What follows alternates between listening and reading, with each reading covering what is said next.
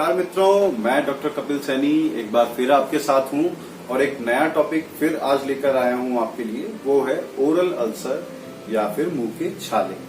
हम कंटिन्यूअसली जो टॉपिक्स ले रहे हैं वो पेट से रिलेटेड ही है। सबसे पहला टॉपिक जो हमने लिया था वो कॉन्स्टिपेशन था, उसी से रिलेटेड टॉपिक हमने लिए पाइल्स, फिस्टुला और फिशर, और ये टॉपिक भी उसी से रिलेटेड है ओरल अल्सर। हालांकि ये आपके मुंह में हो रहा है, लेकिन इसका बेसिक कारण जो है वो आपके पेट में ही होता है।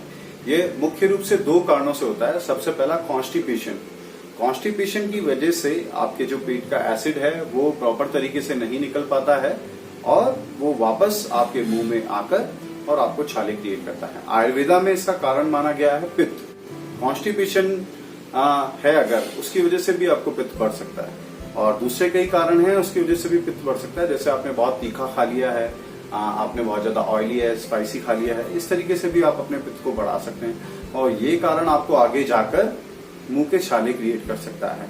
दोनों ही समस्याओं का समाधान एक ही है। मॉडर्न में अगर आपको कॉन्स्टिपेशन है और या फिर आयुर्वेदा में आपको पित्त बढ़ा हुआ है, दोनों का ट्रीटमेंट कुष्ठ शुद्धि या विरेचन है, यानी पेट साफ करना। तो इसमें आपको सबसे अच्छा जो पित्त शमन माना गया है उसे घी को माना गया है। तो आप रात को अगर 1 गिलास दूध में 2 चम्मच घी डालकर अगर आप प्रयोग करते हैं तो उससे आपको मुंह के छाले में भी आराम मिलेगा, प्लस आपको अपने पेट को साफ करने में भी आसानी रहेगी।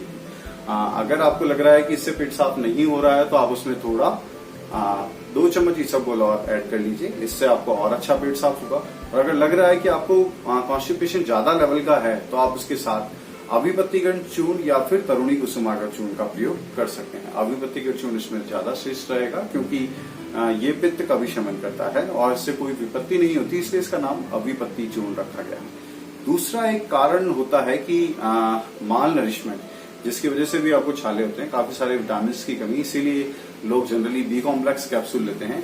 उसका भी कारण आयुर्वेद में अग्नि की कमी ही माना गया है। आपका अगर पित्त बढ़ सकता है उससे भी छाले हो सकते हैं, अगर पित्त घट गया है तो उससे भी छाले हो सकते हैं। आपको अग्नि मांद्य है, भूख की कमी है, आपका खाना प्रॉपर पच नहीं रहा, आपको भूख नहीं लग रही है, उसके लिए हमें अग्निवर्धक थोड़ी कुछ दवाइयां देनी होती हैं जो कि आपकी जठराग्नि को थोड़ा सा बढ़ाती हैं, लेकिन ये पित्त को नहीं बढ़ाती, ये पित्त प्रकोप नहीं करती। उसके लिए आप तिक्त रस प्रधान दवाओं का प्रयोग करते हैं, पित्त विरेचन भी करते हैं और शोधन भी करते हैं।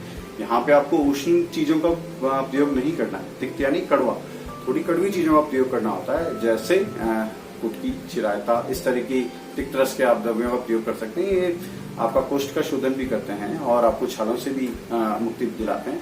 इसके अलावा आप लोकल ट्रीटमेंट में क्या कर सकते हैं, उसके लिए सबसे बेस्ट ट्रीटमेंट है मुलेठी। मुलेठी मधुर रस प्रधान द्रव्य है, ये मीठा होता है, इस वजह से आपके व्रण रोपण का कार्य करता है। यहाँ पे जो मुंह के छाले हैं आपके, ये व्रण हैं, व्रण यानी ये घाव हैं, इन घाव को भरने का काम मुलेठी करता है। तो आप मुलेठी का काढ़ा बना सकते हैं, उसको ठंडा करके उसको मुंह में रखिए थोड़ी देर, और जब आप मैक्सिमम कैपेसिटी आपकी हो जाए कि अब आप इससे ज्यादा देर तक इसे मुंह में नहीं रख सकते हैं तो धीरे धीरे घूट घूट करके आप उसे पी लीजिए। इसके अलावा फिटकरी के पानी का प्रयोग कर सकते हैं, ये भी व्रण रोपण का ही कार्य करेगा। आप नीम के काढ़े का प्रयोग कर सकते हैं या नीम के स्वरस का प्रयोग कर सकते हैं, यानी जूस का प्रयोग कर सकते हैं, ये भी आपके मुंह के छालों को बहुत जल्दी ठीक कर देगा। आप चमेली के पत्तों का प्रयोग कर सकते हैं, चमेली के पत्तों को अच्छी तरह चबाइए, ये भी आपके व्रण रोपण का ही काम करेंगे क्योंकि तिक्त यानी कड़वे द्रव्य हैं ये। तो आप जब इसे अच्छी तरह चबाएंगे, चबा के बिल्कुल जब आपको लगे कि आपके बिल्कुल फाइन लुगदी बन गई है मुंह में, तो आप उसे घुट घुट करके निकल भी सकते हैं या बाहर भी आप थूक सकते हैं उसे। इसके अलावा आप क्या कर सकते हैं, आप हल्दी और शहद को मिलाकर आप लोकली दिन में 5 से 6 बार अप्लाई कर सकते हैं, इससे भी आपको मुंह के छालों में आराम मिलेगा। तो आप ये सभी प्रयोग कर सकते हैं। आई होप आपको ये जानकारी अच्छी लगी होगी।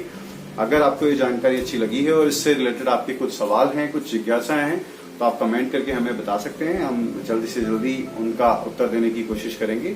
अगर आपको ये वीडियो अच्छा लगा है तो आप लाइक करके हमें बता सकते हैं।